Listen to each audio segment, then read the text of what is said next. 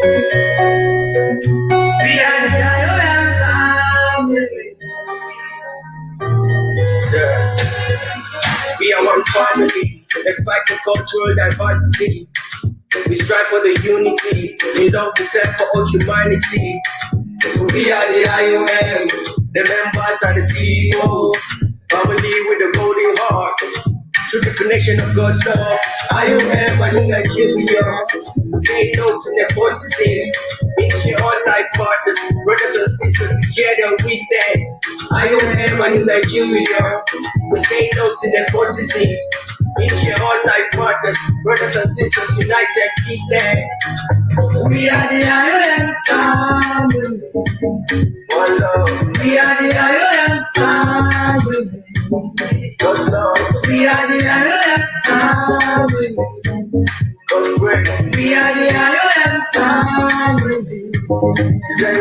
In my talk show, always my mind and my destiny is in my hands. In my talk show, always my mind and my destiny is in my hands. We are educative and innovative. All right, we are educative and innovative indeed. Good evening, good morning, IOM family members. I want to welcome you to day 14 of IOM 30-Day Success Challenge. Today, I will ignite a fire in you that nothing indeed can change. Nothing can quench the fire. Yes, I have read your comments, so I'm bringing you a message that will change how you feel and how you handle setbacks and failures forever. Yes, you see, it is day 14 today, and I know you might be tired. Of course. Maybe you feel stuck. Because you've been pushing. You've been praying with little to show. You might even feel discouraged at this stage, wondering why the road to success is too long and the result is too delayed. You are not alone. Remember, success is war. I warned you from day one. We will stumble. Listen, you will stumble on the path to your dreams. You will stumble on the path to success. But hear me clearly. I want you to hear me clearly. Falling down is not the end. It is a step on the path to your success. You must, indeed, you must persist to prosper. And this is our theme for today. Persist to prosper. No matter how many times you've tripped or how many times you have fallen, you need to get up and keep going. Those who persist through the falls are the ones who prosper in the end, and that is honestly true. Do you know that persistence creates prosperity? I repeat, persistence creates prosperity, not by luck, not by waiting for your destiny helper to come down and help you. No, but through your refusal to quit. Through every trial you get, you need to try again and again. After failure, through relentless perseverance, you are turning failures into fortunes. I repeat, if you pass all these things I just mentioned, you will turn failures into fortunes. Honestly, remember what we said yesterday about the law of attraction. The law of attraction is not magic. No, it is the combination of what you think and what you do. That's your action. I repeat, law of attraction is not magic. No, you don't need to be a magician to apply it or a genius. No, it's just what you think about. So you need to start thinking positive, and what you do, that is exactly what is the law of attraction, especially when you're going through tough times. Just like a seed, I repeat, with the same seed we used yesterday. A seed needs soil and rain to grow. A seed needs, yesterday I told you that if you put a seed in your pocket, it won't grow. Now I am telling you that a seed needs soil and rain to grow. Your dream needs action and persistence to bear fruit. I'm not asking you to wish for success and then quit when it is hard. No, I am asking you to fail forward. I repeat, if you must fail, fail forward. You need to fail forward, not backwards, to persist, even when every part of you wants to surrender. Yes, you're human, of course. Even Jesus Christ in the Bible, they said the soul is willing, but the flesh is weak. So you need to know that you have to persist. Do not surrender. I am talking to, listen, farm members, am I talking to somebody tonight, this morning? Okay, absolutely right. Absolutely right. So I want you to know that, have you ever pursued something? I'm asking you another question. Have you ever pursued something you desired so much, like a new job, a promotion, a business, a relationship, or any goal you have ever wished for, but life kept knocking you down? Have you ever felt the pain of repeated rejection or failure? If you have, today is going to be your day. If you have felt this pain, today is your day. We are going to turn that pain into power. We are going to turn the pain into power. And I'm going to show you, I will show you how persistence transforms pain to prosperity. Yes, it is simple. It is simple. Failing to fly. It is simple. Just fail to fly. Fail to fly. Believe me. Setbacks are natural. Let's talk about the importance of failing.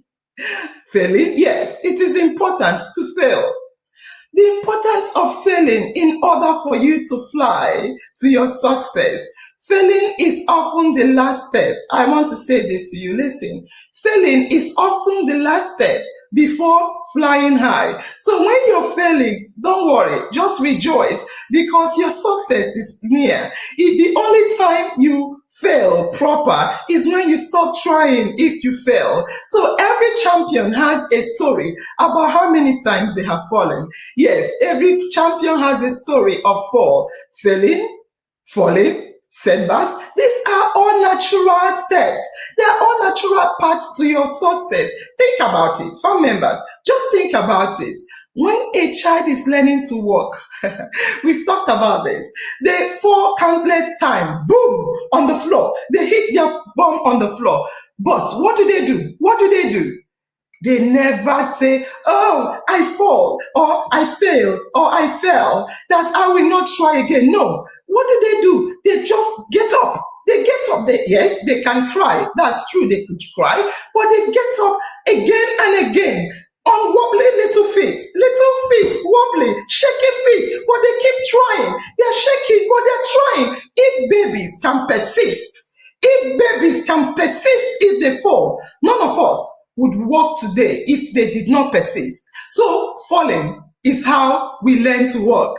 Failing is how we learn to succeed. I repeat, falling is how we learn to walk. Failing is how we learn to succeed. So think about a baby bird. Think about a baby bird learning to fly with inexperienced flaps. They flap, they flutter, and they fall. Yes, because they are inexperienced and they are still little. What happened? Scary? Yes, it is scary for them. But what happens? It clips back up and tries again and again and again, stronger each time they try. Each time they try, they fall, they come back stronger than the first time. Eventually, what happened? They soar, they fly, they fly. Yes, if it's gave, listen, if they have given up, after the first fall, they will never know how exciting it is to fly in the air. So what I'm trying to say to you is this: in the same way, every time you fail to fly, you are just training your wings. Your failing or your faults are shaping your journey. Setbacks are not signs to stop. They are signs to persist. Just persist. All you will hear today is fail, persist, fall, persist, stand up. So how do we use the law of attraction? Because the law of attraction is the key to success. How do we use it when life tests us? Yes, that is a test of life. When you fail, life is testing you. How do we use it when life tests us? When we fall, it comes down to 6 steps. I've said this countless times, and I even typed it today for you to see. We use this following: visualize your goal, believe in it, speak it, act on it, persist. Persist through challenges. Eventually, you will receive your reward, of course. Now, let me demonstrate these steps. Let me demonstrate these steps with the real life story of Chimamanda Ngozi Adichie, a Nigerian woman who persisted her way to prosperity. I repeat, she is a Nigerian woman who persisted her way to prosperity. So right now, I'm going to show you how to use each and every one of these format of the key to success. She visualized. The first thing she did. Remember, today is persist, but let's start with visualization. She visualized. Chimamanda was born in 1977 in an average household like each one of us. As a little girl, she fell in love with stories. By the age of 4, think about 4. Yesterday we talked about 4. At the age of 4, she was devouring books. By the age of 7, she was writing her own tales with crayon, illustrating things she liked. Picture, listen. Just take a look at this girl. I need you to picture her in your mind's eye. And she is the fifth child out of 6 children. She was filling notebooks with her imagination. She visualized a future beyond the expectations around her. She saw her name on book covers and her stories touching lives. Now, understand the context. I need you to understand the context. She is an Igbo woman. She's an Igbo woman. She was raised in her Igbo culture, where many people will whisper to her, excuse me, remember you're a woman. Remember you're a woman. And they will whisper to her that a girl's greatest achievement is marriage. A girl's greatest achievement is marriage. But she was ambitious. They will say to you, you can be ambitious, but not too much. You can't be too much ambitious to outshine the men. Men, because Igbo people will tell you that girls are trained to serve men. Yes, we were trained to serve men. But Chimamanda's vision was too large for anybody's shadow. She imagined a life of literally greatness. Greatness, when few people could even imagine such a path. At 7, she was putting her name on book covers. That vision stayed alive even as she grew older. Believe. Number 2, believe. She believed. Having a vision is one thing. Believing it fiercely. Believing it fiercely, not with doubt. Without doubting is another. Chimamanda believed. Yes, she believed in her dream when it was hard. It made no sense. She even started studying medicine. Her family wanted her to be a medical doctor. She started studying medicine to please her family, but her heart wasn't there.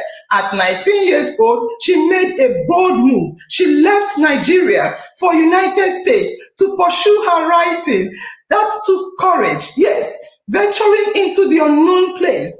I think she had a sister there in America to chase a wild dream. Yet she believed she could do it. While studying abroad, she lived with her sister and she cared for her nephew. All the while she was pouring her soul into writing her first novel, she was caring for her nephew. She once said writing was a calling for her, an almost spiritual purpose that belief fueled her through the long nights. Yes, she finished her manuscript.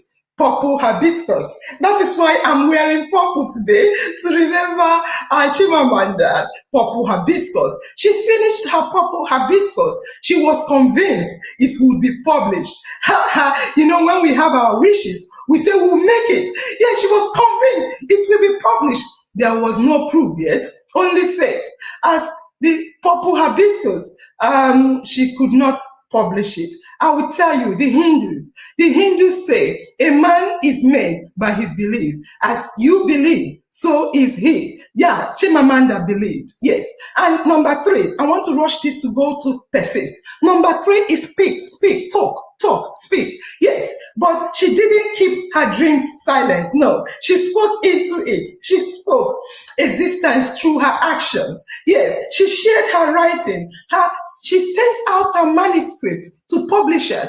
Each submission she made, she said, I am an author. Yes, she spoke. She was saying on her writing, I am an author of this book. This book is mine and it will be published. She declared her dream boldly. Even when people doubted, she faced it. She said, as a Nigerian woman, I will tell you, as a Nigerian woman, telling people she wanted to be an international novelist, especially in Nigeria, brought mockery to her. Some agents even told her to change her African story. I'm talking now about the publishers. They told her her story was too Africana. They said she should publish it to Americana, something more American. She refused. One agent just scribbled capital N-O, no, on her book, across it, and the agent returned it to her with a capital N-O. Can you imagine? It was like someone shouting, no one wants your story. No, stop writing. But she kept speaking. She kept sending it out. That novel must be out. The number 4 you will see on the list is act. Chimamanda didn't just dream. She didn't just speak. She acted. She wrote diligently. She studied creative writing. She earned a master's degree. She finished her novel. She nailed it. She was writing. The writing is her action into her vision. Yes, she nailed it again and again. She put it in an envelope. She posted it with stamps. At that time, she couldn't send emails. She was just sending letters. It was rejection upon rejection. Each was an act of faith. She kept researching publishers. She kept following guidelines. She kept reading, finding out how to make sure her writing was published. The law of attraction works. Yes, it works, not by magic, but by doing your own part. So number 5 on the list is persist. And this is the theme of today. Yes, Chimamanda persisted. She did indeed persist. Chimamanda, she sent out her precious novels. She waited and waited for replies. Then reality hit hard. The rejection letters started pouring in. Not 1, not 2, not 3, not 5, not 10, not 20, but 25 rejections, one after another, 25 times. Publishers told her, no, we are not interested in you. Stop writing. Think about that number. It's as if she tried to fly and got knocked down 25 good times. She stood and she was knocked down. She stood and she was knocked down. Each letter said, in effect, your work isn't good enough. Each of the rejection was like, your work isn't good enough. Can you imagine the toll that took on her heart? When she poured out her soul, it was rejected. By the 5th rejection, she later admitted, Chimamanda admitted, she was shocked and demoralized. Yes, she's human. She said she was shocked and demoralized. All her bright optimism met a cold splash of reality. Now, I want to bring this to you. Maybe you've been writing, or maybe you haven't written a novel, but you've been doing things, of course. You have certainly felt rejection or failure in your life. Maybe you've even lost a job or run out of money and feel that your hope is slipping away. Listen, perhaps your family is urging you to be realistic.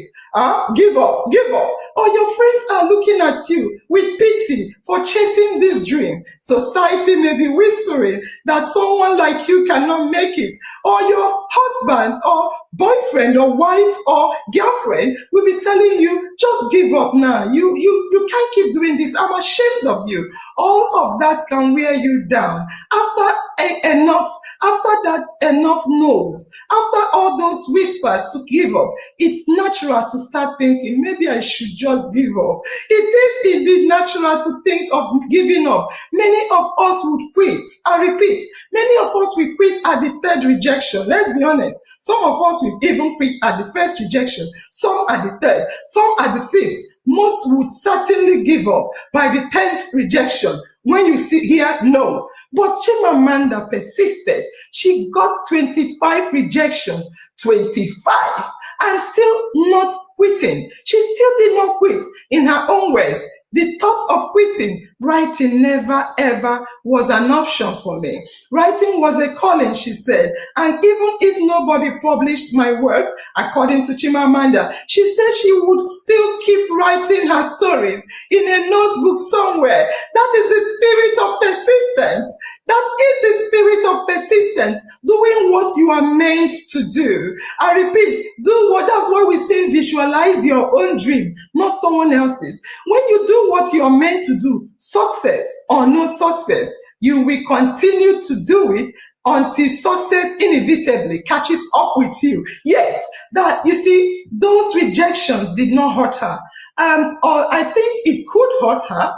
It could hurt her. She's human. But it did not stop her. She said she was demoralized, but she didn't stop. It was remarkable. She translated each rejection into fuel. Every no she got became a reason to try again, harder, harder and harder. Each time she gets a rejection, she edits her work and she makes it better and better. Instead of letting rejection to be a dead end for her dream, she made each one a stepping stone. She essentially told herself, all right, they said no, I will refine my book.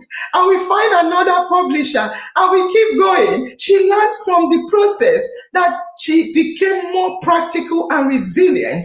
You see, the rejections are as painful as they can be.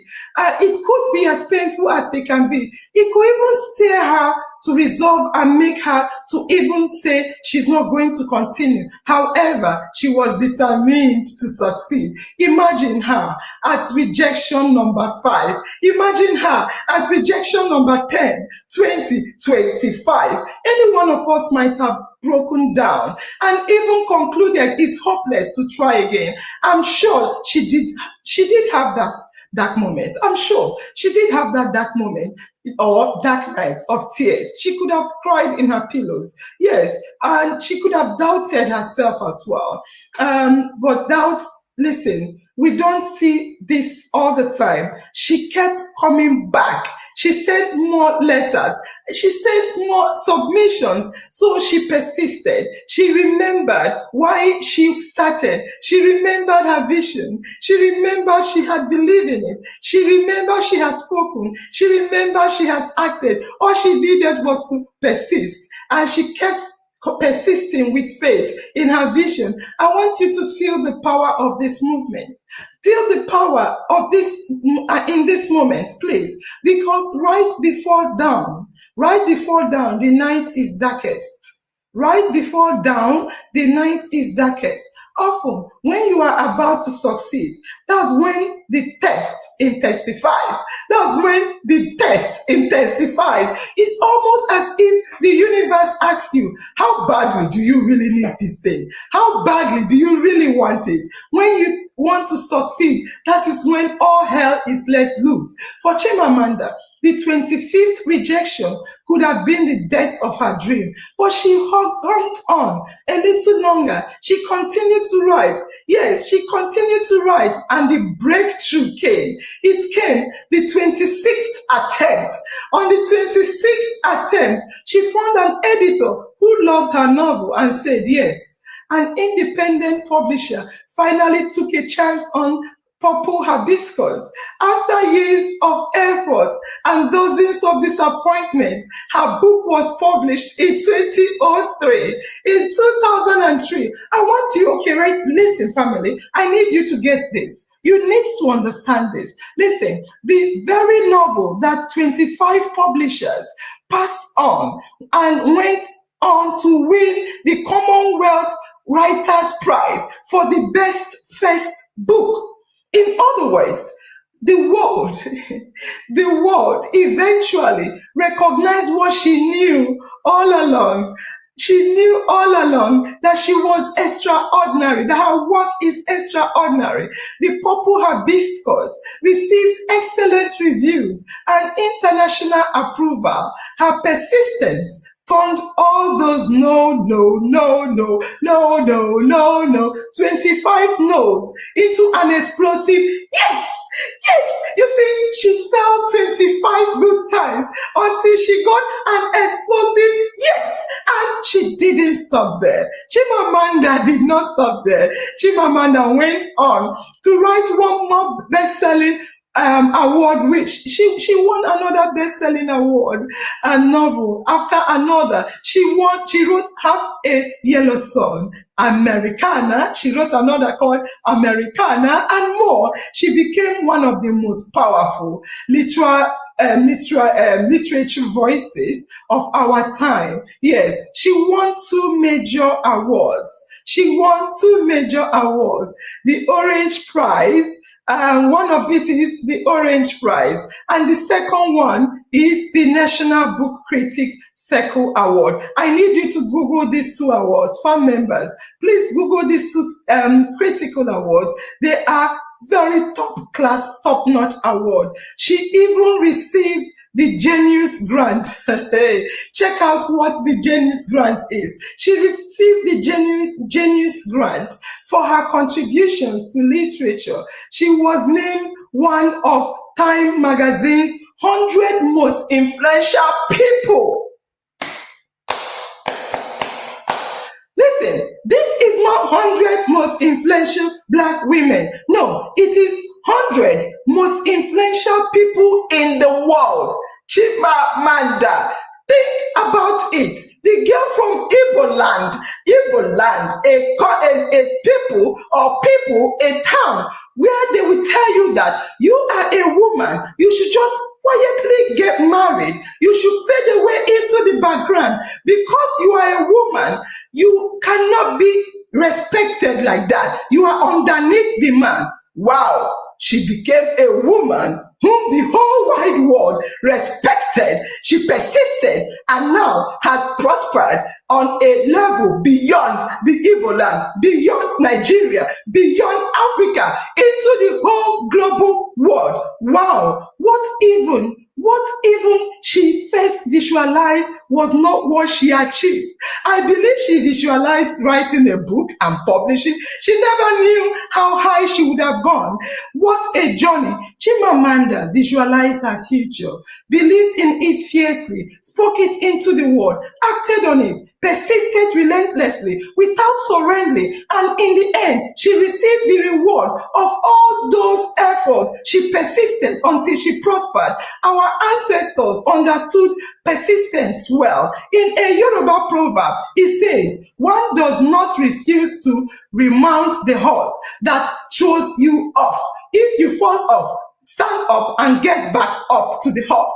And there's this, my mentor, Les Brown. He always says, no matter how many times you are kicked down, you need to fall forward, fall facing forward, because if you can look up, you can get up. Yes, fall forward, I say. Even our scripture scriptures echoes. Yes, our scriptures echoes that let us not grow weary in doing good, for in due season we will reap. If we do not give up, we will reap. This is in Galatians 6 verses 9. And also in Proverbs 24:16, it says, for the righteous falls 7 times and rises again. Even our Quran in the book of in book number 3, 200 verses 200, it says, "O believers, patiently endure, persevere, stand on guard, and be mindful of Allah, so you may be successful." Another verse in Quran also says,